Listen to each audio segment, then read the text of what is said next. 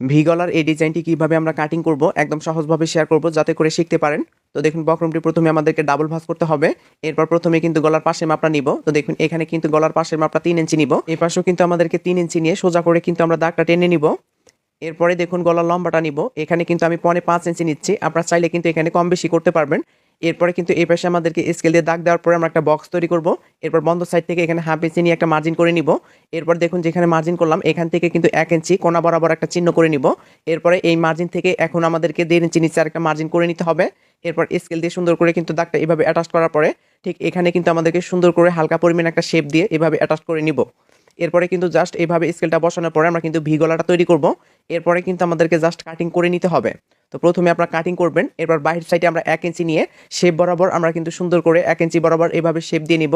এরপরে কিন্তু আমাদেরকে কাটিং করে নিতে হবে। তো দেখুন একদম সহজভাবে কিভাবে আপনার গলাটা কাটিং করবেন আশা করি শিখতে পারছেন। ভিডিওটি ভালো লাগলে লাইক